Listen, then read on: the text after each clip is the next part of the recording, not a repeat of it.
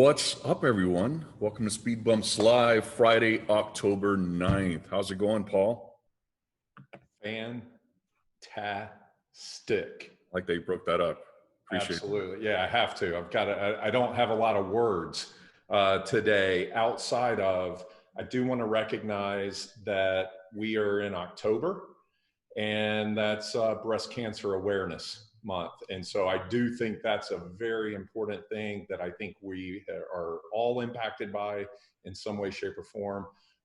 This isn't a platform for driving donations or anything like that, but I do want to recognize that, and it's obviously very, very, very important.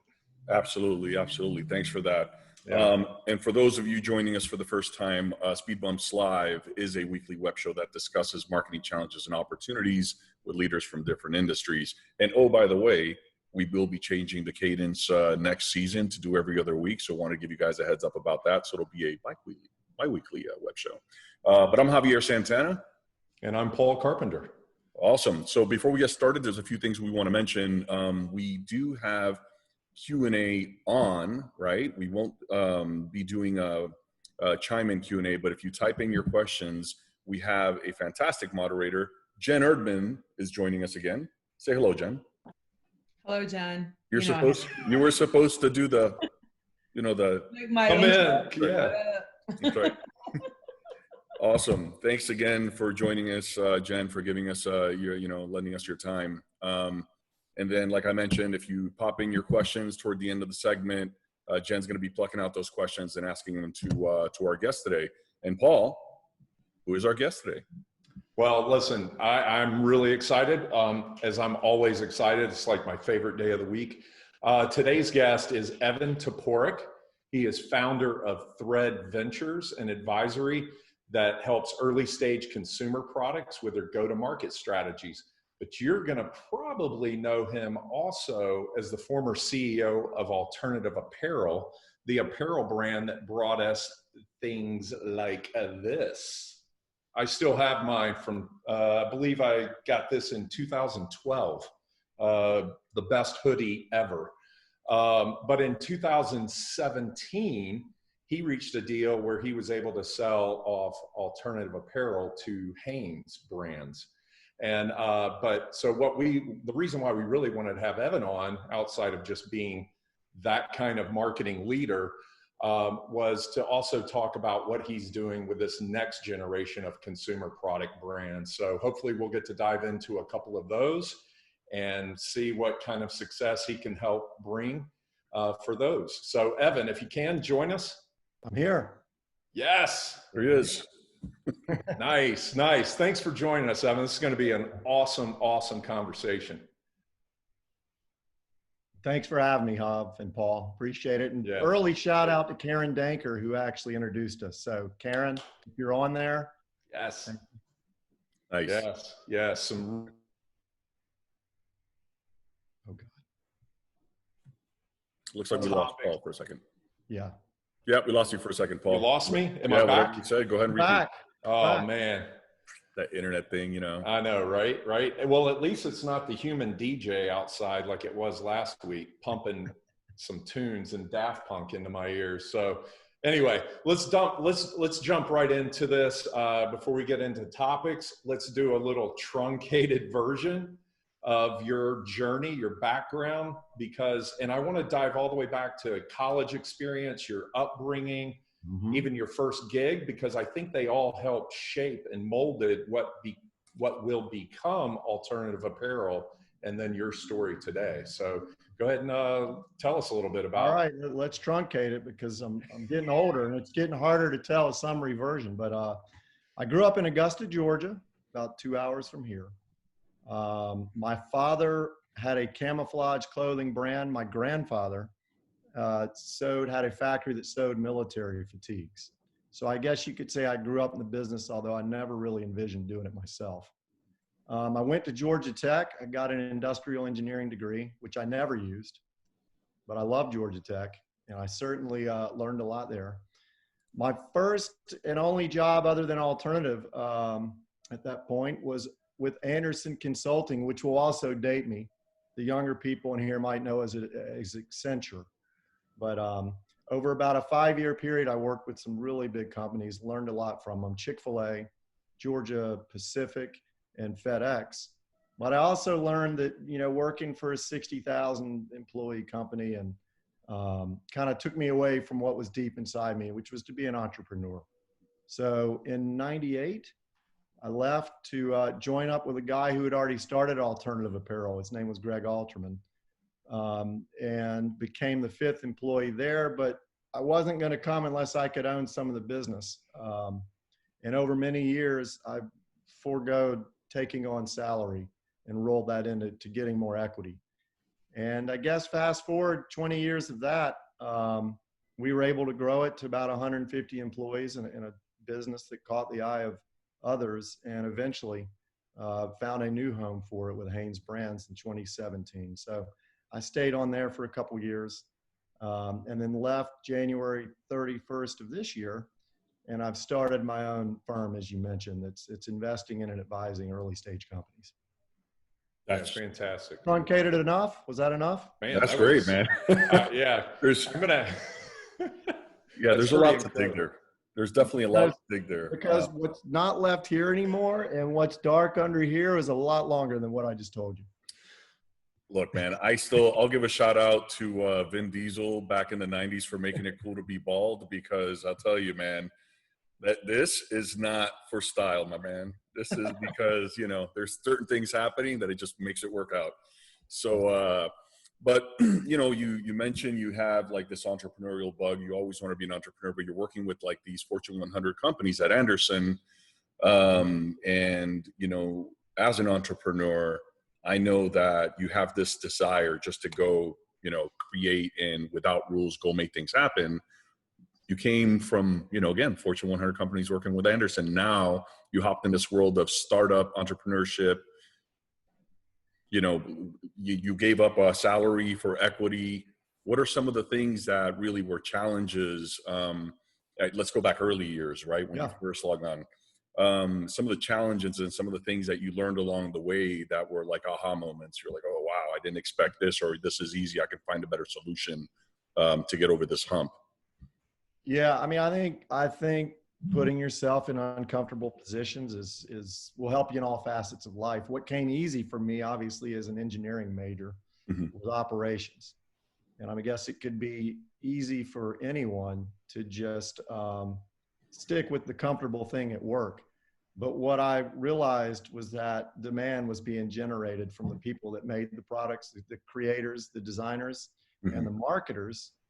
And I really started gravitating towards them to build out my whole skill set. My goal was to own and run a business, and to stay comfortable with what I, was trained to do. Might have been easy, but it was a lot more fun shifting over and hanging out in areas that I knew nothing about to help the company. If I was going to run it, I needed to know more about that. And to be honest with you, have more fun. It's a little more fun doing that stuff.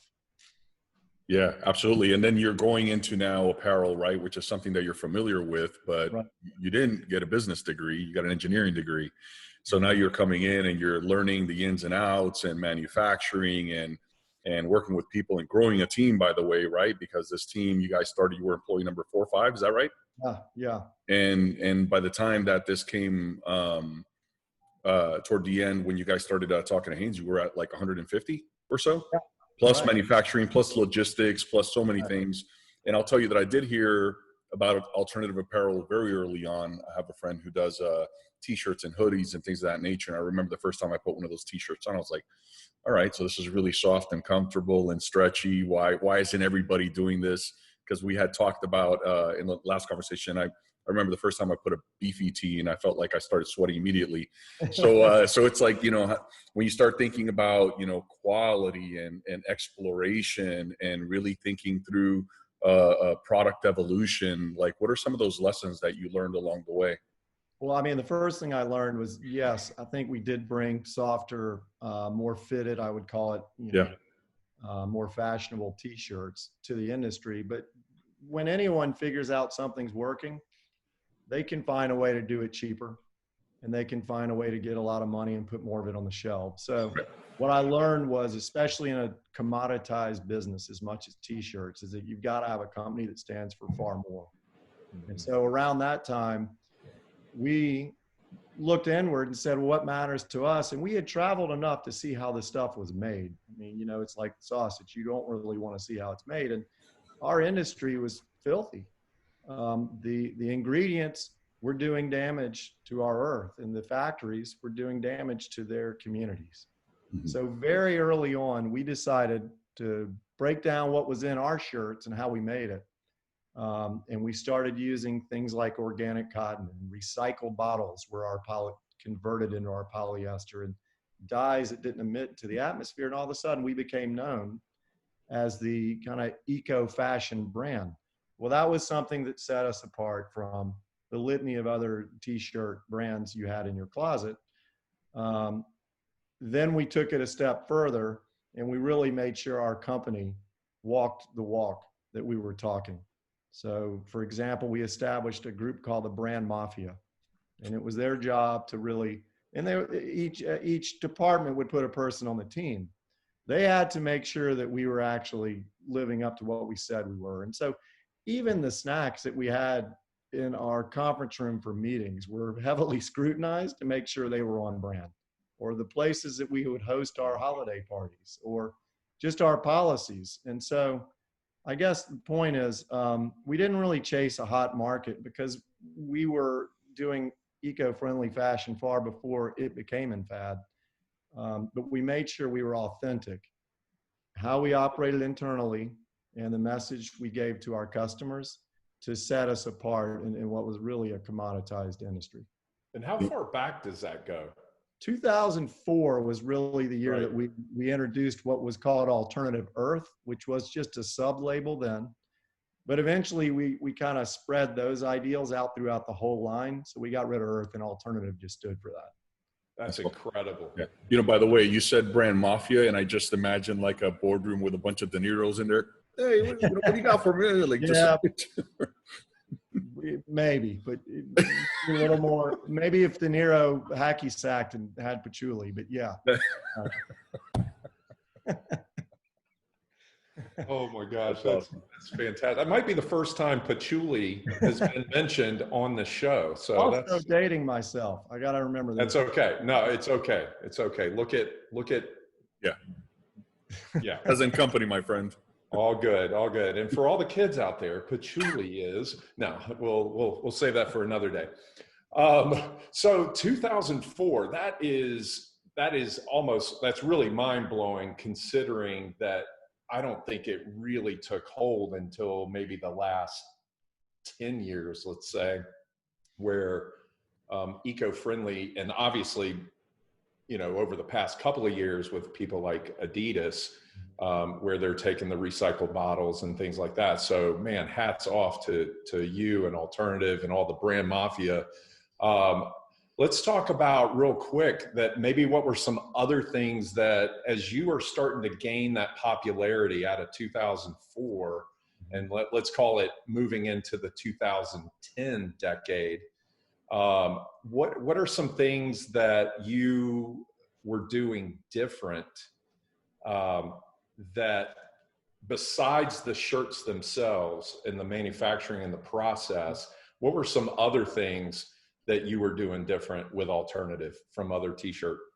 Yeah, I mean, keep in mind, we started as kind of a manufacturer that would only, you know, sell t-shirts to people that would print on them. And there were cool people putting them out there for concert merchandise, other clothing brands using what we sold. But we knew we needed to get closer to the consumer. And so we opened some stores, obviously popped up a consumer website, but we also knew we needed to create content and partnerships that would excite people on a consumer level. So we had a group in LA. Now I was in Atlanta and my partner was in LA, and they were great at kind of finding some of this up and coming talent before they were recognized. And one thing we did that was smart, instead of just a product catalog, we started creating magalogs, and we would highlight like-minded people, up and comers, before they became successful. And it's pretty amazing how fortunate we were. Like Janelle Monáe was one of our early influencers that we highlighted, Adrian Grenier. We did a bag collaboration with Olivia Wilde before she was big, or Jason Schwartzman, if you like all those funny movies. So I think that we were on the forefront of at least amusing and entertaining and captivating our customers before we started talking price and, minimum quantity orders. You're living up to the brand name as well, right? Right. How much of that went into all of the, I guess, ultimate decisions? I mean, you obviously started with a brand name as Alternative and Eco, the Earth, but then you actually were living it through to where it truly became Alternative. Once you decide that's the name for a company, you kind of put a lot of pressure on yourself to do things differently. Yeah, amazing. That's awesome. Yeah, and I think based on the way that you guys were structuring the company and to where you ended up at Hanes, I recently saw the Elon Musk SpaceX like mini documentary where you look at traditional NASA and all these cats are in suits and they're a bunch of scientists, very structured. And you look at Elon's crew and there's a bunch of like hipsters and beards and they're out there a bunch of scientists. Like they really have a different mindset. And the way that they approach things. Like, yes, tradition is important, but you guys are doing a little differently. And now you have this massive success, 150 employees, nearly $100 million in sales. Hanes looks at you, and now speaking about the tradition, right? Hanes is a traditional company, been around for a really long time. And they look at you as very appetizing from business acquisition standpoint. But you guys are very different than them. Right? How do you mesh the two companies? Like, what was the process there? Like, how did those conversations even start? Right? Yeah. Like when you guys roll in the room in a skateboard and, like exactly. What does that look like with a traditional company like Hanes? I don't think I've ever gone public with this, but first time I actually met them is I was in, there you go. I went up to Winston-Salem with two others I worked with and was actually interested in talking to them about a collaboration. Okay. But I think that what they saw in us was they deserved a bit more credit for all the good work they were doing in the same realm.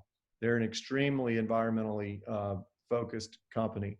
They have scrutinized their own supply chain. About 88% of everything they make comes from their own factories, but they have scrutinized it to ensure that they have the highest standards of, social and environmental standards, but they haven't really gotten credit for it. They're not the greatest marketers when it comes to that. And I think in our brand, they saw the potential to get more credit for that. So then what happens when we show up together? Yeah, I mean, we're the cool kids. We have the dogs in the offices. They have to bend things in their HR manuals to make sure they don't strip away our culture. And I give them credit, they did that. But they also learned a lot from us. There were things that shocked me. For example, we had about a 3-team operations group that ran our retail stores. We only had a few of them. Champion had not rolled out full price stores until after we were acquired. Rather than building their own team, they asked our little team of 3 to help open up their first 5 or 6 Champion stores. So was that eye-opening? Extremely eye-opening. So I would say that they learned some from us as well. And, they relaxed their corporate dress code. Kind of surprising that a T-shirt company wouldn't allow people to wear T-shirts, but I kind of come from the school of thought that wear what you sell. So, it's a global company. They quickly got us into conversations with people all over the world to try to extend our brand. This was shocking as well. They actually, rather than even shutting down our own factory relationships, we didn't own our factories. We contracted it. they moved some of their product to the factories we had. So it was very surprising to see what a two-way street you could have between a company the size of Alternative and one doing, $6 billion in sales. But it was gratifying, and it was. Wow. It sounds like they came with an open mind, right? And like it was a bit of a business transition for them because they saw what you guys were doing, and I'm assuming that it's a completely different audience, right?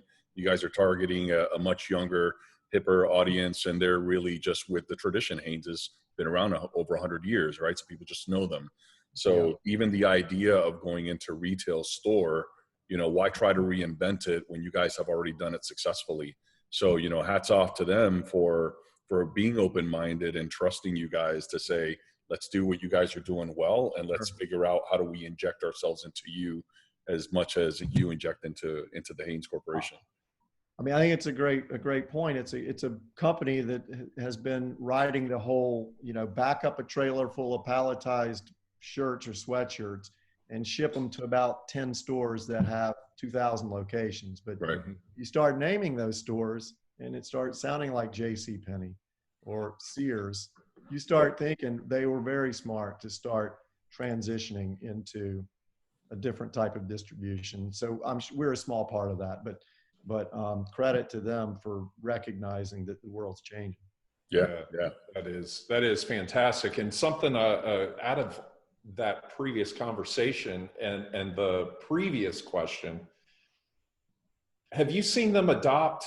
They adopted a lot from you all. Have you seen them adopt any of the content methodology? You talked about, becoming almost a content creator, those collaborations, the early influencers. Have you seen them adopt any of that?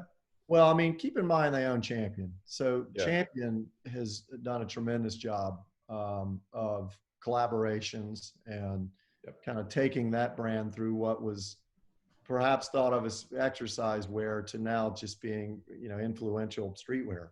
Yeah. So we don't deserve any credit for that. But I do think that they, I think they've potentially learned to be a bit more scrappy.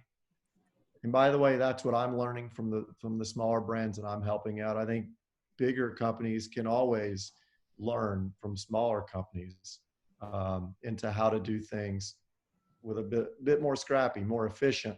And I think that'll actually show to their audience, new people, younger people. And I think it's good for any brand, or your customers will get old and die.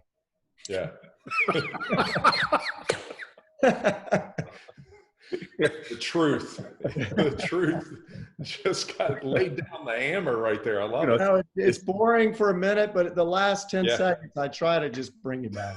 No, but you said something really important, right? Because I think that what we're seeing now with Sears disappearing, right? I mean, Sears has been around forever. JCPenney going under. You have all these big brands that are staple brands that have been around for a really long time. Right. Yeah. They became complacent. It's the Blockbuster model, right? Nobody's going to want to rent. The experience is in the store. Incorrect. Netflix ate their lunch and now they're out of business. So you're absolutely correct. If you focus on that same audience throughout the journey of their life, at some point, they do die, right? So you gotta really just like change focus and think about what's current. How do I adapt? How do I reinvent myself even from a business standpoint, just to make sure that you always remain relevant? So that was, that's a really interesting. Let's break. I want to break script because in fashion, there's actually very few that independent designers become brand owners. They become popular. They get older. They start designing what they wear. And it's weird. They expect their customer to take that journey with them. Yeah. Only one the only great case study is actually P. Diddy, who started off by making velour sweatsuits, track suits. Yep. And then one day he's making boardroom coats and ties. But most every company I know, despite executives getting older, designers getting older, marketers getting older, need to stay focused on their core audience, typically who stays the same. Yeah. No, really great advice.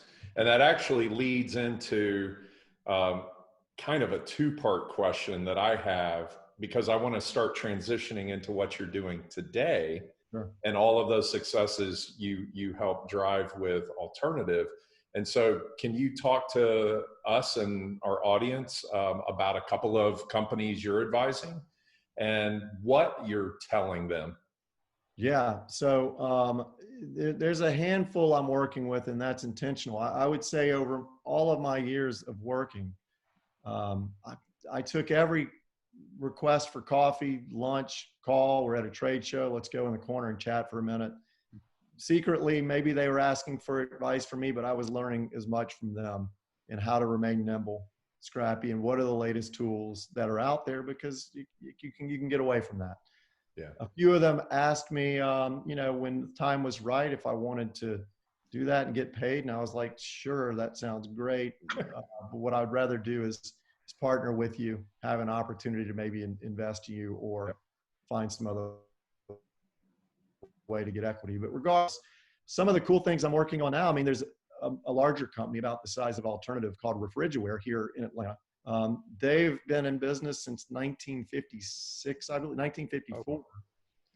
What they do that's really unique is they outfit workers that work in extremely cold conditions. So their number one customer would be working in a freezer and a distribution for Kroger, okay? Mm-hmm.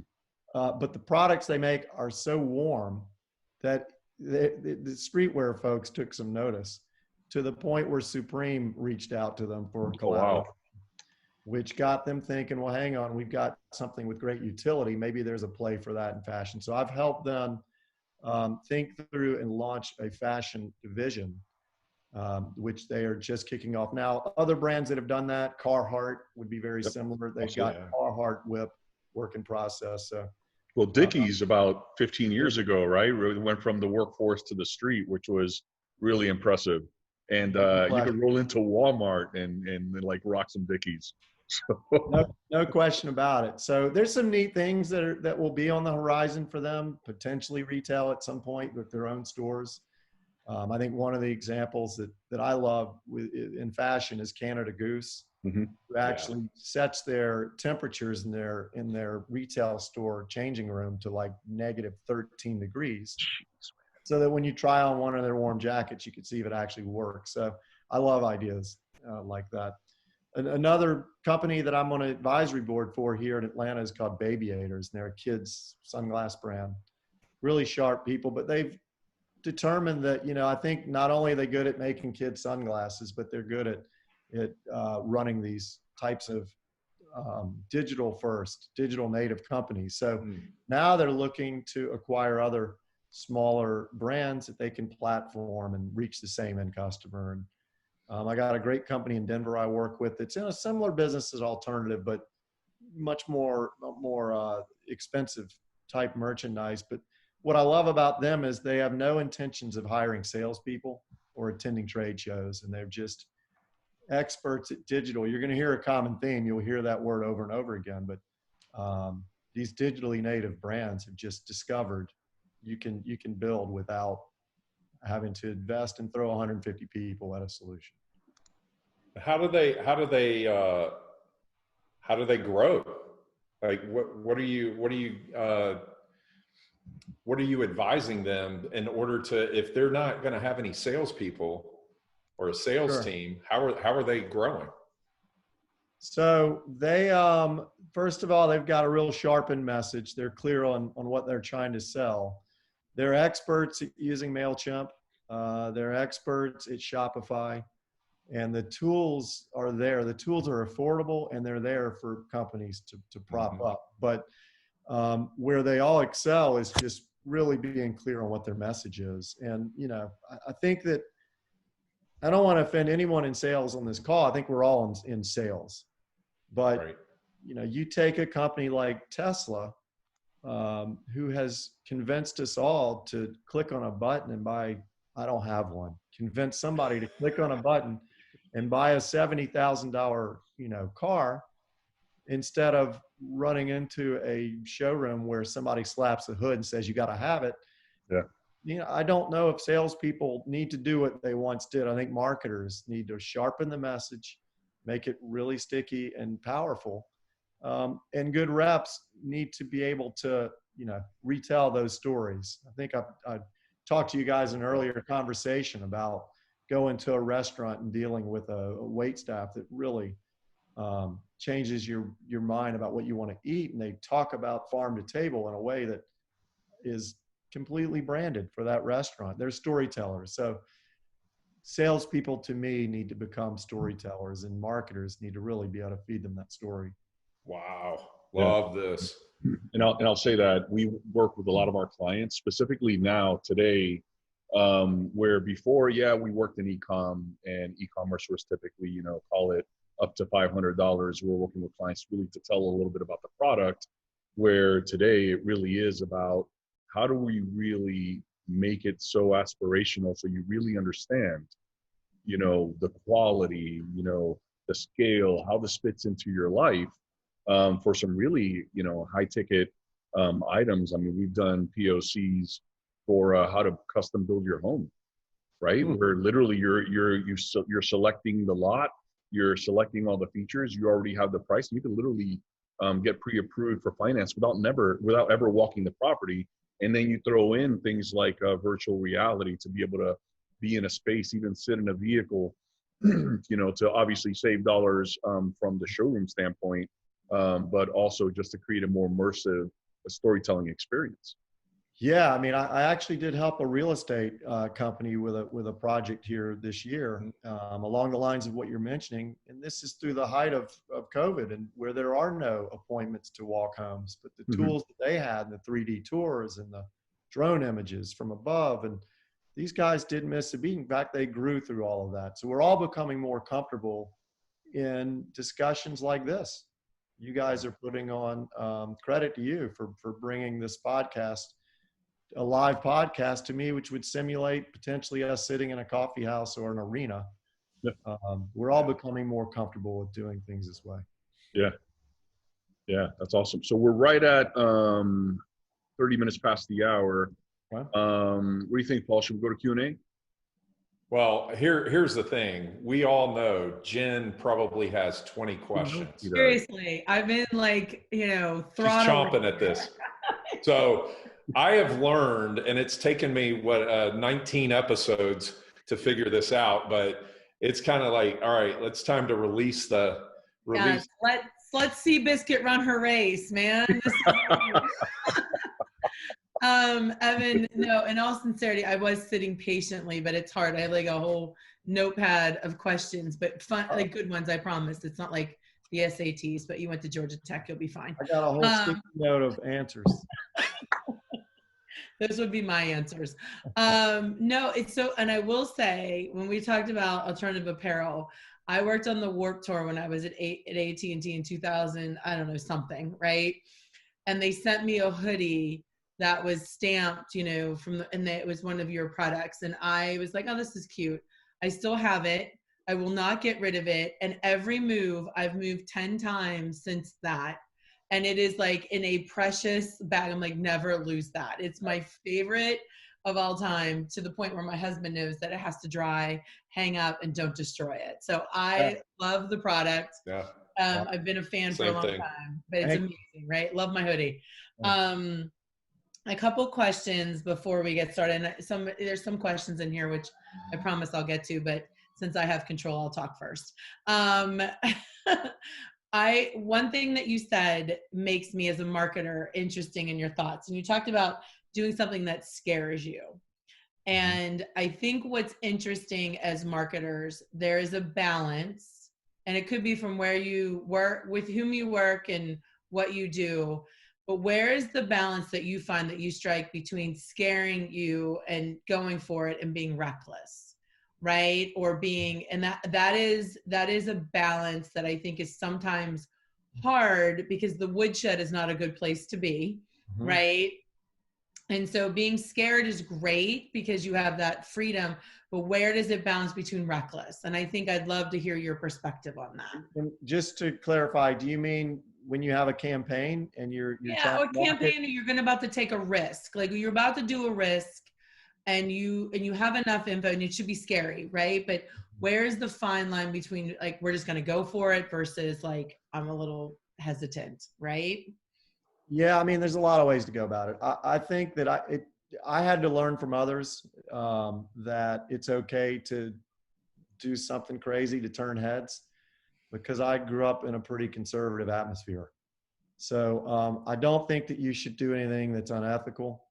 I don't think that you should do something that's gonna just completely stain your company's image. However, I think that you need to allocate some of your time and money to making sure people will look your way. So I don't know if that answers the question, but I also think that now, today, we can test things. So we don't have to have the budget to take whatever you're talking about, this risk, and put it on every bus stop in America. We can play around with digital ads or other means, video, and see what resonates. And also, I would say that it's okay to push the envelope. I mean, look at we can't get political. Just look at what's out there today in your feeds and social media, and I would say that it's going to be difficult to not offend someone, but it's also going to be difficult to shock someone. We live in shocking times. That is a fair statement to say. Very fair. Yes. I'm shocked daily at this point, right? It's like every day you're like, interesting, didn't think we'd go there, and here we are. But let me also say this, there better be some meaning. I mean, shock for shock's sake doesn't do anything. So whatever the message is, your brand better be able to stand behind it. It needs to make sense for your brand. I love that, because I think that's the part of marketers where we're like, I want to be scared, I want to be different, but I also don't want to be a maverick that gets in the woodshed, right? And so how do you balance that from being reckless? I used to tell my team, if I ask you why you did what you did, if you have a calculated answer, I'm always like, okay, you thought about it, versus, we went for it, right? We'll get you in the woodshed. But I love how you said being meaningful to your brand and have a meaning behind it, versus just to be shocking. And consistency. I mean, what would happen if you just shock the system, but it isn't how you've behaved your brand for 50 years, and it's not the way your brand will be the next 50 years. So that, to me, doesn't work. Yeah, it's a lack of consistency in how you behave, and it could change the perception of your brand in a very negative way. So it's and I've seen that happen a lot. Right. So it's one of those situations where risk versus reward, and how do you make sure that is, while it's a risk and while it's a shock, it is also very strategic in how you execute it. I think I like the word amplify more, because to me, that means you're taking something you already have and just doing it a little louder. Oh, I like that. Yeah. That's great. Yeah. And I think that's the point is, Javier, you said it great, is that if you have the risk and reward, but nothing is done. And people sometimes confuse when marketers do something like, wow, that was lightning in a bottle. I'm like, there was a lot of thought behind that shocking moment. There was a lot of people who were pulling that together to ensure there was a safety net if there had to be, right? So that's great to know. All right, I guess I'll get to questions from other people. So thank you, Evan. I'll go to the other people. I guess there's other people on here. Shannon has a question. Have you had an experience where the sales team, sales and marketing, love-hate relationship, sales team was resistant to telling a news story? And if so, how did you overcome it? It's a great question. Yeah, and I have been fortunate to have good sales teams, but sales teams, to me, they're hyper-focused on what other companies are doing at that moment and historical data. So I think the biggest challenge has been for marketers who should be forward-thinking to be able to see eye to eye with salespeople who are reading reports on how things have sold in the past, or this company's doing it that way. So the question is, have I ever seen a major flare-up between them? Of course. I mean, all departments have angst in business from time to time. But I think that that's the job of people that run businesses, to try to get everybody to row in the same direction. Yeah. That's awesome. And I think it's interesting. I worked at one of the telcos, I won't say which one, but we had some inner conflict, and they decided, we're going to fix that. They put us under one organization and one leader. So now we were one team, and it was that it really required us to work better and smarter and see each other's perspective a little bit better. So I think that's great. One of the questions is a follow-up on that. You mentioned that marketers should sharpen their skills, which I understand. So if you were a marketer, you're out there, you got your sales team telling a better story, you're giving them stories to tell. What are some top things you think they could do to sharpen in today's environment? What are some things that you think would be, you know what, we're going to get you to a better point as a marketer? Yeah. So the biggest thing I could say is to be externally focused. And let me give you an example of that. In all of my years of travel, and I hit 1 million miles sooner than I should have, I never got into a corporate hotel program. Any town I went to, I tried to stay in the hotel that was in the part of town, the community that alternative customers would hang out in. And I tried to eat at the restaurants they would eat at, shop in the stores they would shop, and drink at the bars they would drink. That way you're immersing yourselves into your customer's atmosphere. So be externally focused. It's too easy to just get caught up into the weeds and the four walls that you work within. That would be my biggest thing to tell people. Experience what your customers experience, so you'll know how to talk to them. Yeah. That's amazing advice, right? And I think that it's something that we lose focus of because we are just like running 1 million miles a minute. But yeah, that's fantastic. Let me tell you that original Ace Hotel in Seattle, you got to go down the hallway to use the bathroom. So as a 40-plus-year-old doing that, I don't know that that was exactly the right choice, but I saw how our customers live. Evan, yeah, that's a great idea. I'm never doing that for just so you know. I don't need to get in touch with the people that closely. I'll take your word for it. I only wish I had like a princess as a client, because then I could totally live that lifestyle, but unfortunately I do not. So one other question, and Adrian, thank you for the big old words in your question. In testing, have you explored using neurophysiological tools to do so? I know, right? Don't make me spell that. Such as EEG, eye tracking, etc. It's a great question. I think I said it correctly, so bonus on a Friday, but that's a really interesting point and a good question. I'm going to be dead honest with you. That is completely over my head. No pun intended. Yeah, that went over my head. Can one of you guys answer that for me?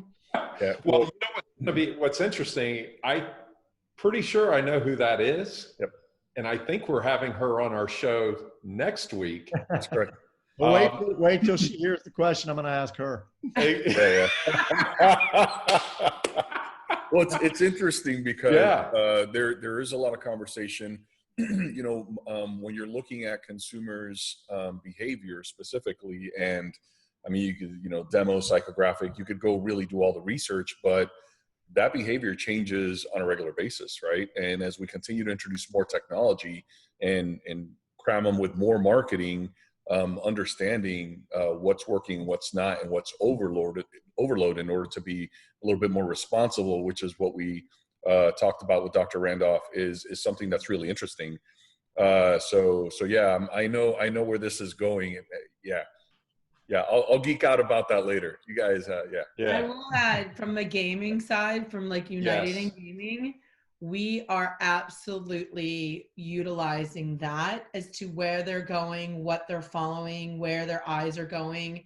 And when we're in the gaming patterns, it's something that we just started dialogue about and how we're going to incorporate so that we understand the engagement better on the platform, coupled with where do they go when they come in, where's the first place. So yeah, it's exciting. I'm looking forward to Adrian's big words next week. So thank you.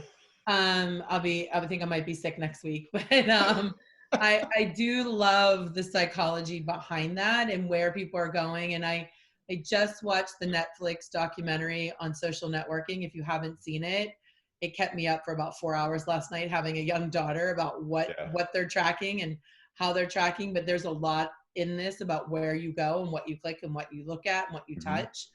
So I think it's very interesting. So I'm sure we'll get into more of it next week, which is exciting. But another question that I actually have, back to me, when you talk about like what's next, How do you, because now you're consulting, Evan, you have folks that are coming in and they're trying to decide where to go and what to do.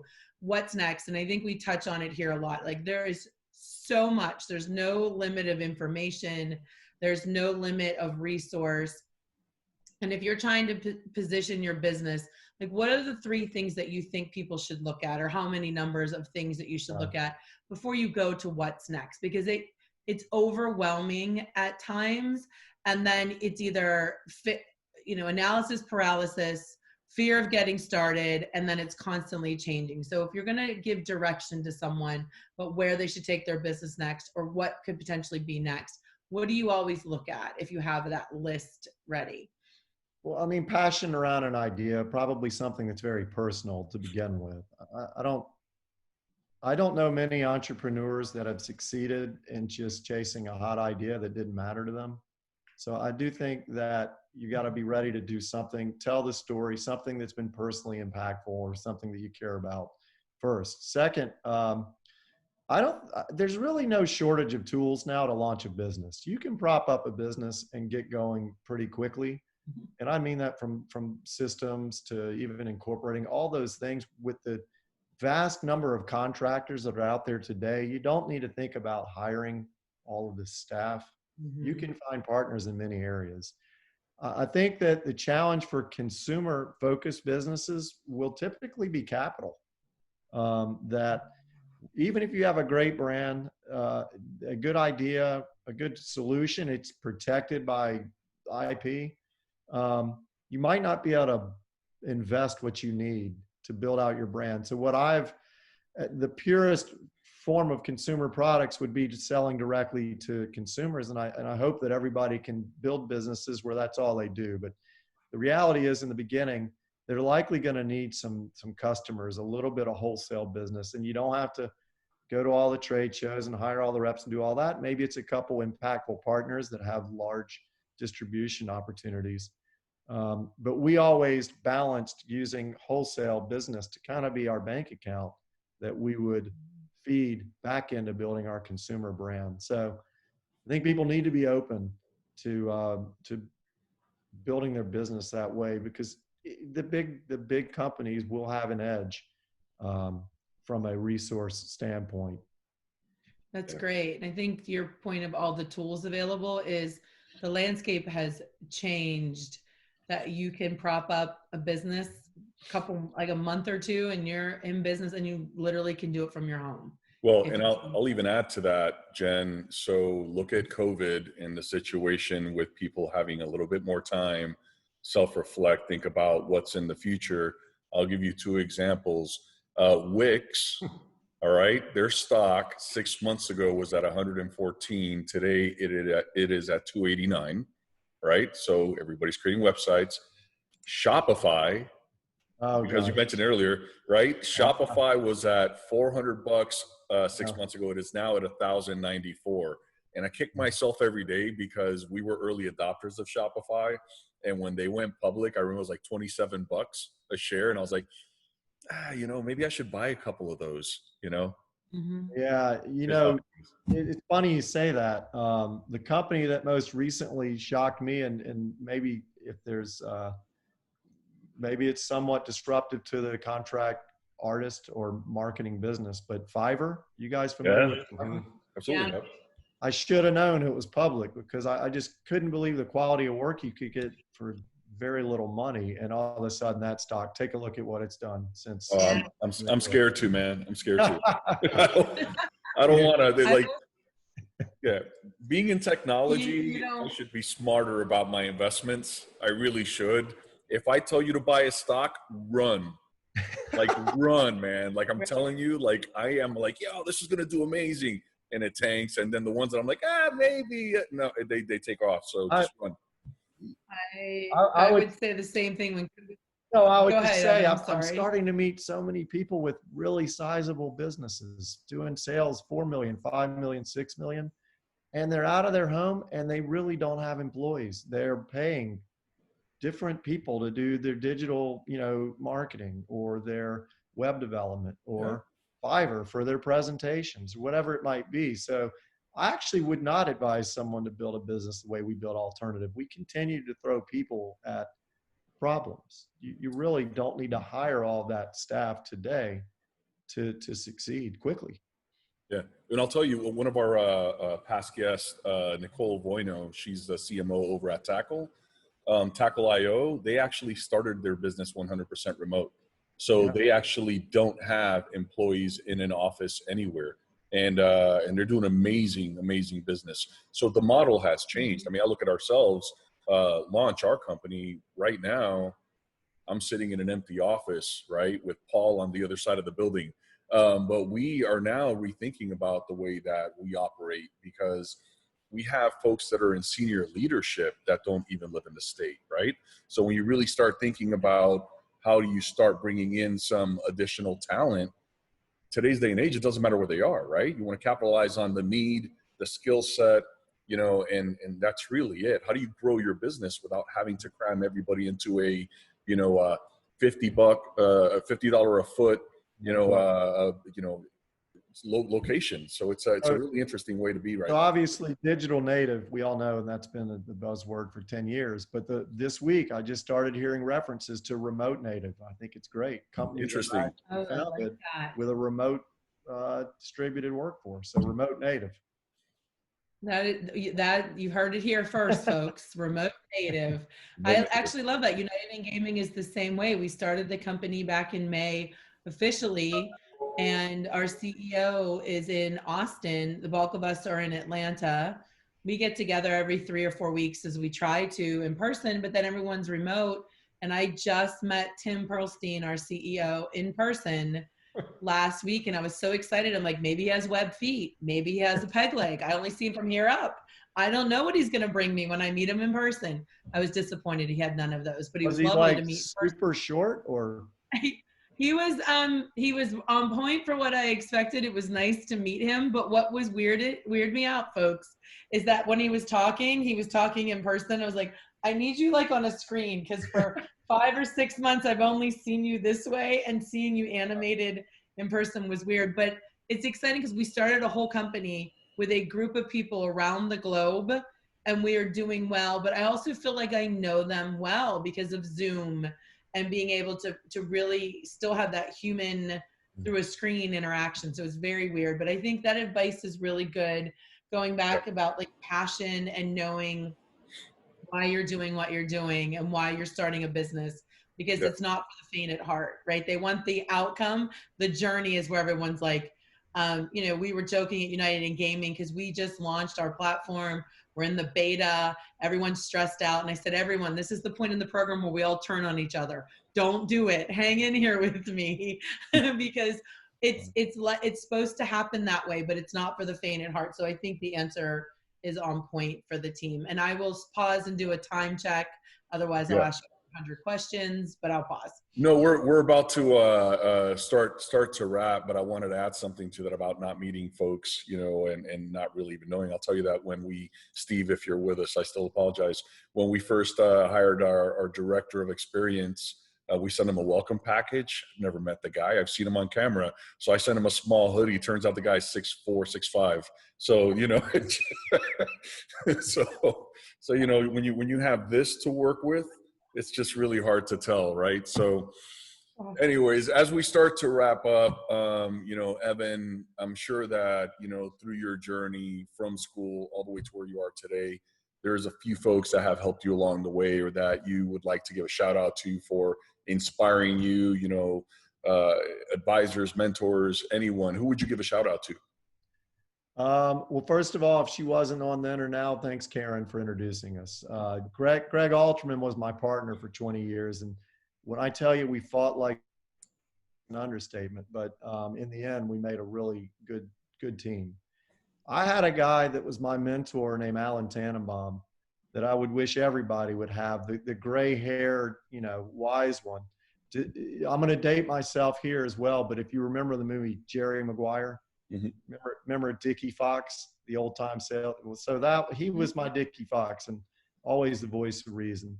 And then, my family and my wife. It takes a lot of time away from your home to build a business. Yep. but my family, my extended family, and my family here, more important than that, you know, those people will really be there for you to prop you up when you need it, but they will also put you right back in your place when you need that too.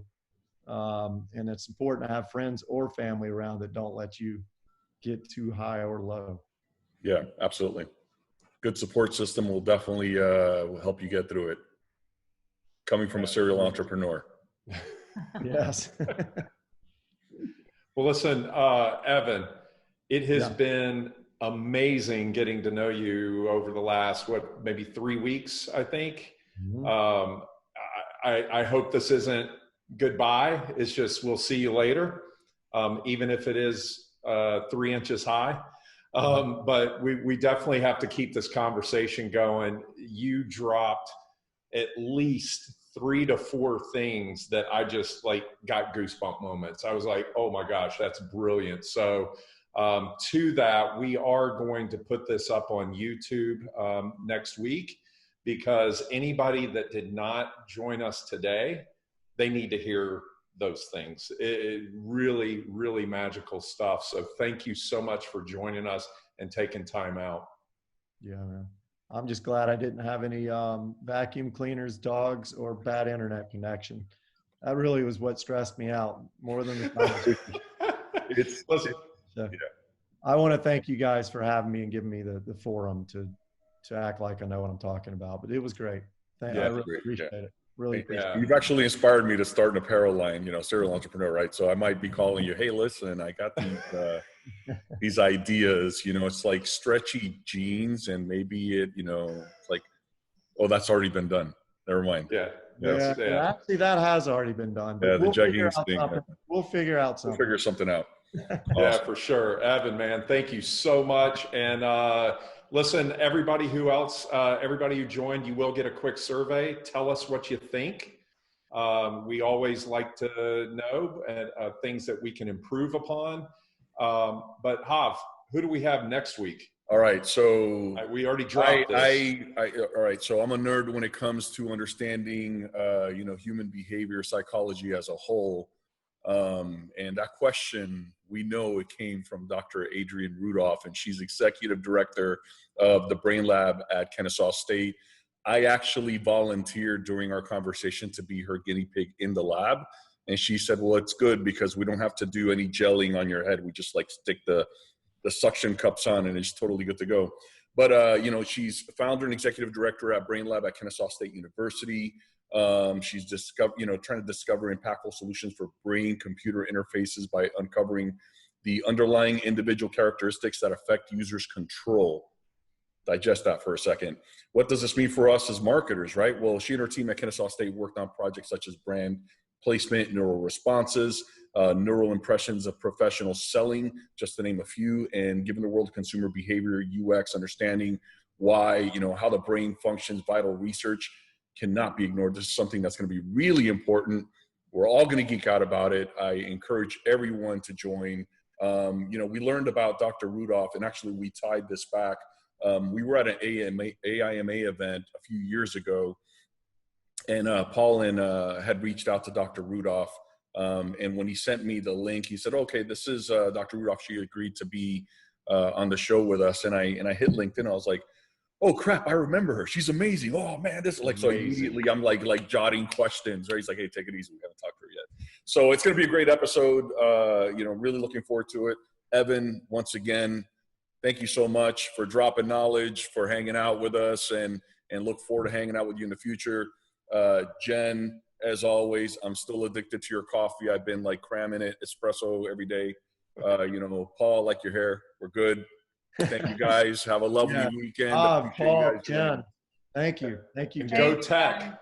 Go Tech. Go Jackets. We need everyone behind us tonight. That's right. Night. Take care, y'all. Fantastic, y'all. Thanks for everyone that joined. Have a great weekend. Bye.